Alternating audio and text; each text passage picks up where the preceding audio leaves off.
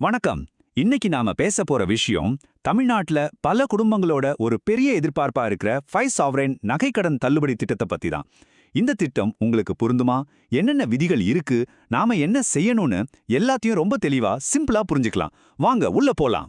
முதல்ல நம்ம எல்லாருடைய மனசுல இருக்கிற ஒரே கேள்வி இதுதான். இந்த நகைக்கடன் தள்ளுபடி திட்டம் திரும்பவும் வருமா வராதா?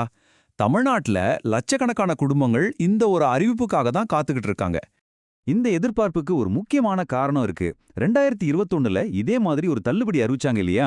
இப்போ 2026 தேர்தல் நெருங்கிட்டு வர்றதால கண்டிப்பா எந்த முறையும் இந்த திட்டம் வரும்னு ஒரு பேச்சு ரொம்பவே பலமா இருக்கு. இது நிறைய நடுத்தர குடும்பங்களுக்கு ஒரு பெரிய நம்பிக்கையும் கொடுத்திருக்கு. சரி, ஒருவேளை இந்த திட்டம் வந்துட்டா யாருக்கெல்லாம் இது கிடைக்கும்? இதுதான் இங்க ரொம்ப ரொம்ப முக்கியமான பகுதி. ஏன்னா இந்த தள்ளுபடி எல்லாருக்குமே கிடையாதுங்க. இதுக்குன்னு ரொம்பவே கராரான மாற்ற முடியாத சில விதிகள் இருக்கு. அத நாம முதல்ல ஒண்ணும் விடாம தெளிவா பாத்திரலாம். முதலாவது ரொம்ப முக்கியமான ரூல் இதுதான். தள்ளுபடிங்கிறது ஒரு தனிப்பட்ட நபரோட கடனுக்கு இல்ல. உங்க ரேஷன் கார்டுல யார் யார் பேர் இருக்கோ அவங்க எல்லாரும் சேர்ந்து மொத்தமா எவ்வளோ நகை வச்சிருக்காங்கன்னு தான் கணக்கு பார்ப்பாங்க. சிம்பிளா சொல்லணும்னா கணவர் பேர்ல ஒரு 3 சவரன், மனைவி பேர்ல ஒரு 3 சவரன் வச்சுக்கோங்க. ரெண்டையும் சேர்த்தா 6 சவரன். அப்போ தகுதி கிடையாது, மொத்த குடும்பத்தோட கணக்கு தான் முக்கியம். இந்த மொத்த கடன் அளவு கரெக்டா 5 சவரன், அதாவது 40 கிராம்குள்ள இருக்கணும். இதுல ரொம்ப கவனமா இருக்கணும். ஏன்னா 41 கிராம் இருந்தா கூட, அதாவது 1 கிராம் அதிகமானாலும் நீங்க தகுதி இழந்துடுவீங்க. அந்த அளவுக்கு இதுல ரொம்ப கர்ராரா இருப்பாங்க. அடுத்த முக்கியமான கண்டிஷன் நீங்க எங்க கடன் வாங்குனீங்கன்றது தான். பிரைவேட் பேங்க்ஸ்லயோ இல்ல வேற ஃபினான்ஸ் கம்பெனிலயோ வச்சிருந்தா இந்த ஸ்கீம் உங்களுக்கு பொருந்தாது. கூட்டுறவு வங்கிகள், அதாவது கோஆபரேட்டிவ் பேங்க்ஸ்ல வச்ச நகைகளுக்கு மட்டும்தான் இந்த தள்ளுபடி கிடைக்கும். சரி, போன தடவை அதாவது 2021ல நிறைய பேருக்கு ஒரு ஷாக்கு. தகுதி இருக்குன்னு நம்பிட்டு இருந்தாங்க, ஆனா கடைசில லிஸ்ட்ல பேர் வரல.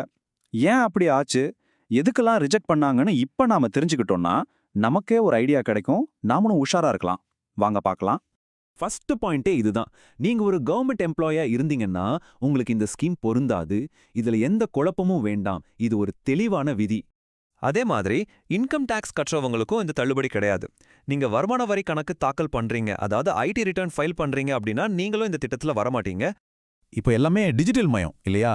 அதனால ஒரே ஆதார் கார்டை வச்சுட்டு இங்க கொஞ்சம் அங்க கொஞ்சம்னு பல கூட்டுறவு வங்கிகள்ல கடன் வாங்கி மொத்த கணக்க பார்த்தா 5 சவரனை தாண்டுதுன்னு வச்சுக்கோங்க.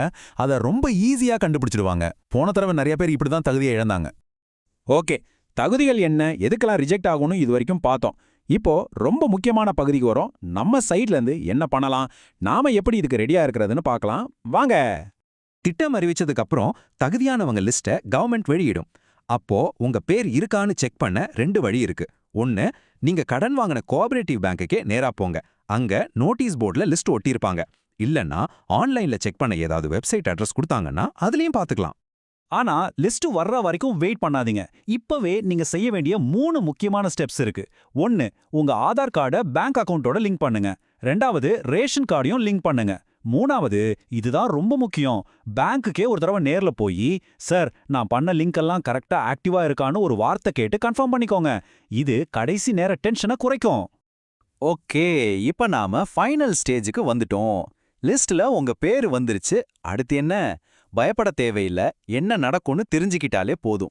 சரியான ஆளுக்கு தான் இந்த சலுகை போய் சேருதான்னு உறுதிப்படுத்திக்க ஆபீசர்ஸ் நேரடியா உங்க வீட்டுக்கே வருவாங்க.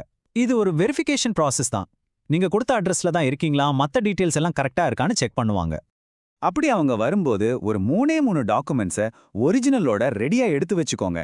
முதல்ல நீங்க நகை வச்சதுக்கான ஒரிஜினல் அடகு ரசீது, 2வது உங்க ரேஷன் கார்டு, 3வது ஆதார் கார்டு. இந்த 3 கையில இருந்தா போதும். சோ இந்த வீட்டுக்கு வர்ற வெரிஃபிகேஷன், டாக்குமெண்ட்ஸ் செக் பண்றது, இது எல்லாம் பார்த்து யாரும் டென்ஷன் ஆக வேண்டாம்.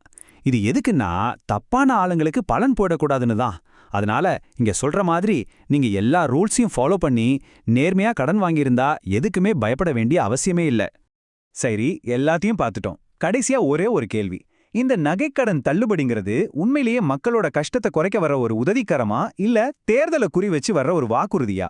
இதுக்கான பதில் என்னவா இருக்கும்னு நீங்க தான் யோசிக்கணும்.